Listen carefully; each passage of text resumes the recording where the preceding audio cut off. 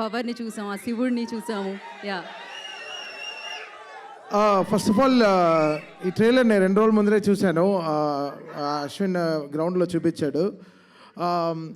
Director అప్సర్ గారికి, మహేశ్వర్ రెడ్డి గారికి, దిగింగ్న గారికి అండ్ కెమెరామ్యాన్ గారికి, శివేంద్ర గారు కెమెరామ్యాన్ అండ్ వీడు అశ్విన్కి బెస్ట్ విషెస్. అంటే టాలెంట్ మాత్రం ఉంటే సరిపోదు, టాలెంట్తో పాటు కసి ఉండాలి. అది వెరీ వెరీ ఇంపార్టెంట్. అందరూ చాలామంది టాలెంటెడ్ యాక్టర్స్ ఉంటారు, కంపోజర్స్ ఉంటారు, కెమెరామ్యాన్స్ ఉంటారు, బట్ ఆ ఒక కసి ఉంటేనే అది విల్ అచీవ్ ద పాయింట్. వీడికి అసలు ఆ కసి ఒళ్ళంతా ఉంది.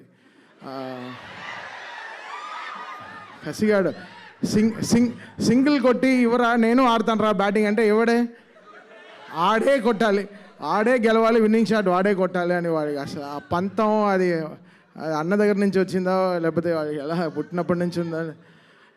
All I wish only one thing for Ashwin is ఆడు బాల్ ఎలా బాడతాడో బాక్స్ ఆఫీస్ని కూడా అలా బాదాలి అది. So I wish him all the very best because చాలా మంచివాడు, చాలా వెరీ ప్యూర్ ఫెలో. అందుకే వాడి కోసం పొద్దున ఇలా పడిపాడారు. పొద్దున నుంచి 20 కాళ్ళు చేసిన, ఇంకొక కాల్ చేసింటే బ్లాక్ చేసేవాడిని. సాగు దొబ్బాడు పొద్దున్న నుంచి, రా బయలుదేరా. సరే ఓకే, వెరీ హ్యాపీ బికాస్ ఈ సినిమా కంపోజర్ ఫేమస్, మాకు వెరీ లెజెండరీ కీబోర్డ్ ప్లేయర్ ఉన్నారు చిన్న గారు అని, వాళ్ళ అబ్బాయి వెరీ బడ్డింగ్ కంపోజర్. చాలా ఇంట్రెస్టింగ్గా ఉండింది తన వర్క్. ముందర సాంగ్ కూడా నేను ఒక సాంగ్ లాంచ్ చేశాను, చాలా ఫెంటాస్టిక్గా ప్రోగ్రామ్ చేశాడు, చాలా కొత్తగా ప్రజెంట్ చేశాడు. శివుడు అంటే అది ఒక ఫీలింగ్ అండి, అది ఆటోమేటిక్గా వచ్చేస్తుంది, మనం ఏం చేయలేదు, ఆ శివుడు చేపిస్తాడు. So that will work. అక్కడ నేను ఏదో చేశాను నేను చెప్పలేదు, నేను I prayed very hard for Shiva, he made it happen అంతే. అది మళ్ళీ చేస్తామో తెలియదు, సో మళ్ళీ చేస్తున్నా అది ఒక ప్రేయర్ వల్లే అవుతుంది. సో ఇది మన కష్టం కాదు, అందరిది. అంటే దేవుడిని నమ్మారు, సో డెఫినెట్గా గెలుస్తారు. సో వీడి బర్త్డే రోజున ఈ సినిమా రిలీజ్ అవుతుంది August 1. సో అసలు ఎంత డీపర్గా లాస్ట్ 15 డేస్గా వీడు పడే కష్టం నేను చూస్తున్నాను. వీడు బోల్డే అవ్వడు జనరల్గా, వెరీ రేర్గా బోల్డ్ క్యాచ్ ఇస్తాడు, బోల్డ్ అవ్వడు. 2 సార్లు బోల్డ్ అయిపోయాడు. ఏంట్రా అంటే సినిమా రిలీజ్ అయినాడు. సరే ఓకే, స్ట్రెస్ రిలీఫ్ కోసం వస్తాడు డైలీ సాయంత్రం మ్యాచ్కి వచ్చేసి, పాపం చాలా కష్టపడుతున్నాడు.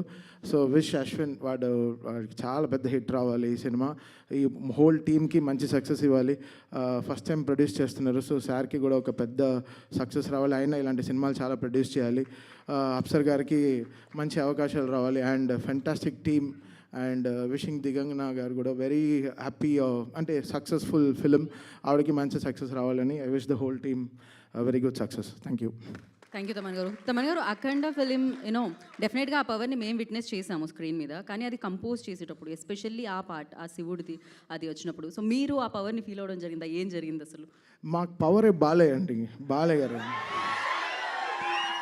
ఆయన నేను ఒకటే ఊహించాను, వీళ్ళు కోవిడ్ టైంలో ఆ సినిమా ఎలా తీశారు, అంత డస్ట్లో ఆయన బాలయ్య గారి ఏజ్కి వీళ్ళు ఆ సినిమాని పట్టుకు తీసుకొచ్చారు.